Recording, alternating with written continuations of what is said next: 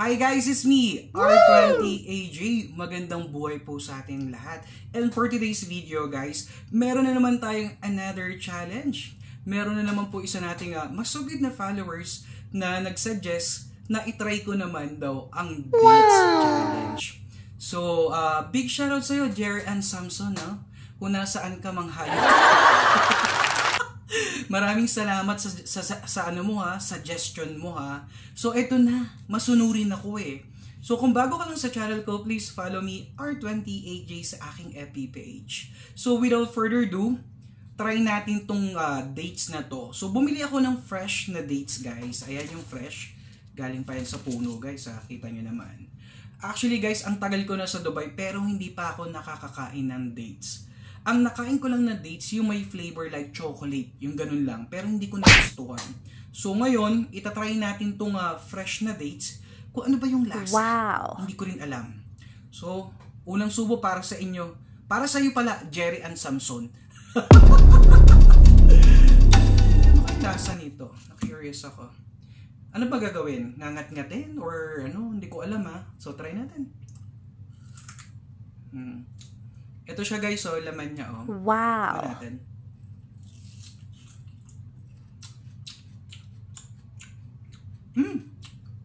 Bakit pag ilaw masarap?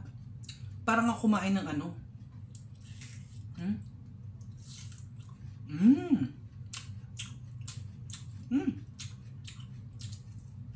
Masarap pala pag ilaw guys. In fairness masarap siya.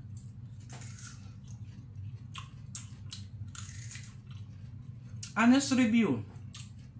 Ang sarap. At alam nyo ba guys, sabi ng mga marites dito sa Dubai, masarap daw kumain ng dates. Kasi todong dates na to ay nakaka-L. Totoo ba? So pag kumain ako, ma-L ako. L bimbo.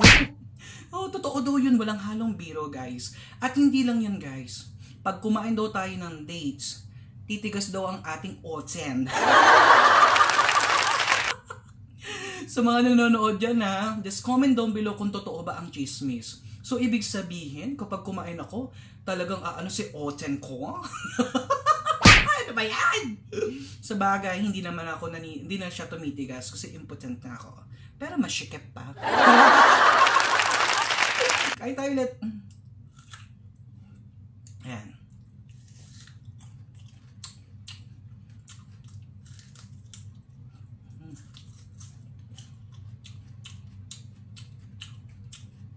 Kapag meron akong nararamdaman na na tigas, i-inform ko kayo.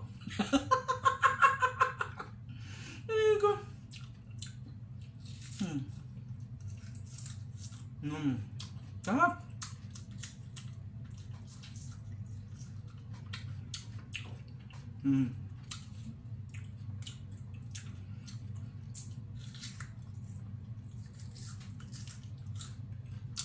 Hindi ko kinakain yung balat guys. Hindi ko alam kung kinakain ba pati balat. Yung ginagawa ko lang, ganito, kinakain ko yung loob. Tapos iniiwan ko yung balat.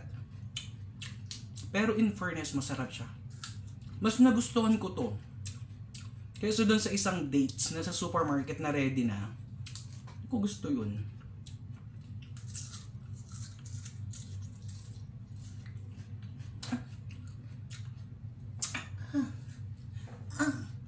Guys, na-L na ako.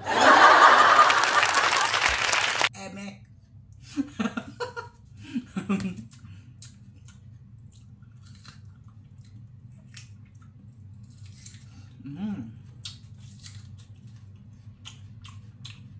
Sarap Parang kumain ako ng siningguelas, parang ganon. Manamis-namis, ang sarap.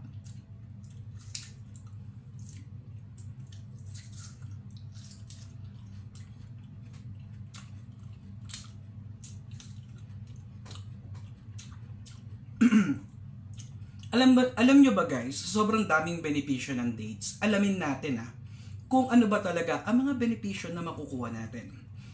Pasok, Kuya Ken! A few moments later. Alam nyo ba Sa pagkain ng dates ay meron tayong 4 na benepisyo na makukuha sa ating katawan. Number 1, antioxidant. At number 2, fiber. At ang number 3 is healthy heart. At ang panghuli, to decrease your cholesterol.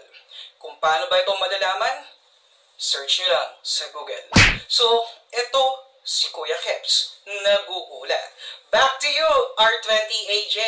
Yeah, guys, nalaman natin kay Kuya Keps na maraming benepisyo ang pagkain ng dates. Maraming salamat sa iyo, Kuya Keps. Hanggang sa susunod ulit. Ayan. So, yun guys ang dami kong nakain na dates. Ang sarap niya, promise. So, kung nagustuhan nyo ang video na to, please like and share. And just comment down below kung ano pa yung gusto nyong i-challenge ko. Basta kaya ng kaluluwa ko. Follow pa more, R20AJ. Ciao guys!